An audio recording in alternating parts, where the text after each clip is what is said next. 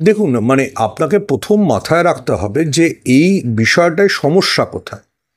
যদি আমরা মেনে নিই, কারণ যেহেতু আদালতের নির্দেশে সিবিআই তদন্ত করছেন, রাজ্যের প্রাক্তন শিক্ষামন্ত্রী জেলে, তাহলে যদি আমরা ধরে নিই যে দুর্নীতি হয়েছে, সেই দুর্নীতির দায়ে শিক্ষা দপ্তরের মন্ত্রী, একজন প্রাক্তন মন্ত্রী জেল খাটছেন, অনেকজন আধিকারিক জেল খাটছেন, বেশ কয়েকজন বিধায়ক জেলে গেছিলেন যারা মুক্তি পেয়েছেন, তাহলে আমরা জানি কারা দোষী।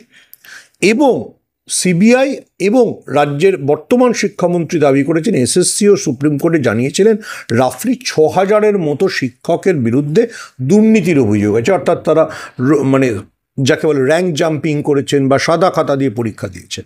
তাহলে ২৫,৯০০ কাছাকাছি যারা শিক্ষকের চাকরি গেল, তার মধ্যে আপনি ৬,০০০কে বাদ দিয়ে দেন, তাহলে ১৯,০০০ লোকের চাকরি ঠিক ছিল, তাদেরকে কেন বাদ দেওয়া হলো? আপনাকে মনে রাখতে হবে, এই গোটা বিষয়টা শুরু করেছিলেন যিনি এই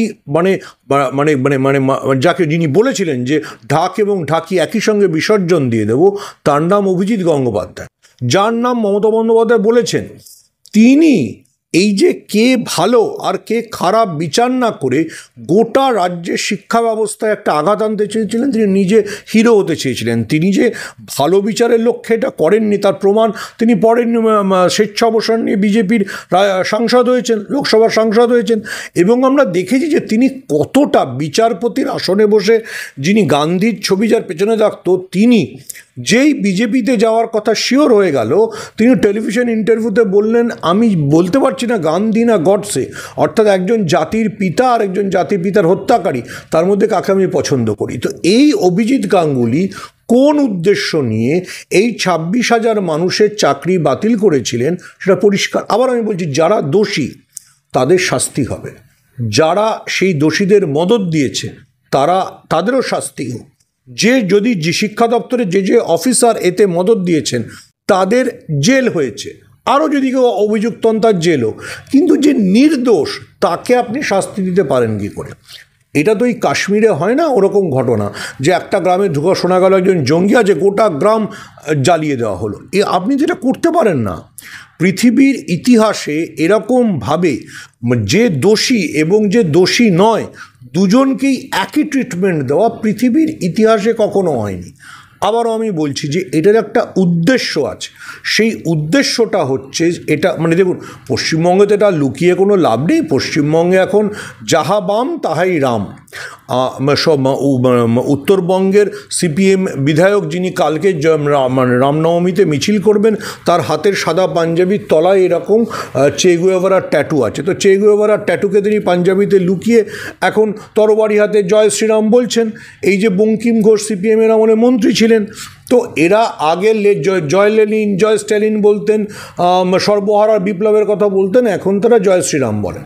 তো এই বাম রামের যোগ ফলে পশ্চিমবঙ্গে তারা মমতা বন্দ্যোপাধ্যায়ের সরকারকে শিক্ষা দিতে গিয়ে ১৯,০০০, এখানে রিপিট, ১৯,০০০ নিরপরাধ যারা কোনো দোষ করেনি তাদেরকে শাস্তি দিলেন। পৃথিবীর ইতিহাসে কখনো একটা হয়েছে যে একটা ঘরে শোনা গেল যে ২জন খুনি আছে আর ৮জন নির্দোষ লোক, আপনি পুরো ঘরটাকে বোম মেরে উড়িয়ে দিলেন? আপনি মানে ওই ২জন খুনির জন্য বাকি ৮জন নিরপরাধকে মেরে দিলেন? এই বিকাশ ভট্টাচার্য এবং তার সাঙ্গপাঙ্গরা পশ্চিমবঙ্গের শিক্ষা ব্যবস্থা, পশ্চিমবঙ্গের যুবক যুবতীদের ভাগ্য নিয়ে যে ছিনিমিনি খেললেন, তার দায় এবং তার শাস্তি ভোটে সিপিএমকে পেতে হবে। আবারও আমি বলছি, যিনি দোষী তার বিরুদ্ধে ব্যবস্থা নিন। পার্থ চট্টোপাধ্যায় জেলে গেছেন, মানিক ভট্টাচার্য জেলে গিয়েছিলেন, বেল পেয়েছেন। তৃণমূলের ৮ যে বিধায়ক জেলে গিয়েছেন তিনিও বেল পেয়েছেন, ফাইন। যিনি দোষী তার বিরুদ্ধে ব্যবস্থা নিন, কিন্তু যিনি দোষী নন তাকে আপনি তার বিরুদ্ধে ব্যবস্থা নিতে পারেন নাকি? এটা আবারও আমি বলছি, এটা একটা ভুল দাবি যেটা বিকাশ ভট্টাচার্য তুলেছিলেন, যেটাতে অভিজিৎ গাঙ্গুলি সঙ্গত দিয়েছিলেন, সেটাই কার্যকর। কলকাতা হাইকোর্টের সেই বিষয়টাই সুপ্রিম কোর্টে বহাল থাকলো। ১৯,০০০ নিরপরাধ শিক্ষক যাদের বিরুদ্ধে সিবিআই তদন্ত করেও বলতে পারেনি যে এরা দোষী বা এরা কোনো রকম পরীক্ষায় জালিয়াতি করেছিল, তাদের আপনারা সরিয়ে দিলেন। এর দায় অবশ্যই বিকাশ ভট্টাচার্য থেকে অভিজিৎ গঙ্গোপাধ্যায়দের রাজনৈতিকভাবে নিতে হবে। দেখুন, ব্রাত্য বসু তো বলেইছেন যে এসএসসি সুপ্রিম কোর্টে তাদের নথিতে বলে দিয়েছিল যে কারা যোগ্য আর কারা অযোগ্য, অর্থাৎ কাদের বিরুদ্ধে অভিযোগ আছে। তো সেটা শোনা হলো না কেন? বারবার আমি বলছি যে যারা যোগ্য তাদের তো আপনি তাদের বিরুদ্ধে কেন শাস্তির কারগার নামাবেন?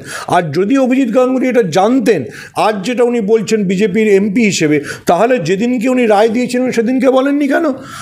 একবারও গত মানে লোকসভা নির্বাচন হয়েছে 2024-এর মে জুন মাসে, তার থেকে প্রায় 10 মাস কেটে গেছে, এতদিন উনি এই কথাটা বলেননি কেন? আবারও বলছি, ওনারা পশ্চিমবঙ্গের যুবক যুবতীদের ভাগ্য নিয়ে ছিনিমিনি খেললেন।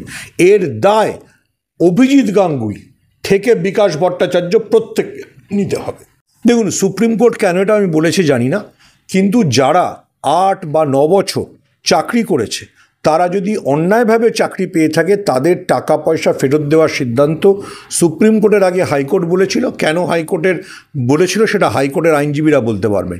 কিন্তু আমি মনে করি যে গোটা ঘটনাটায় বিচারের উপরে অবশ্যই সন্দেহ তৈরি হয়েছে।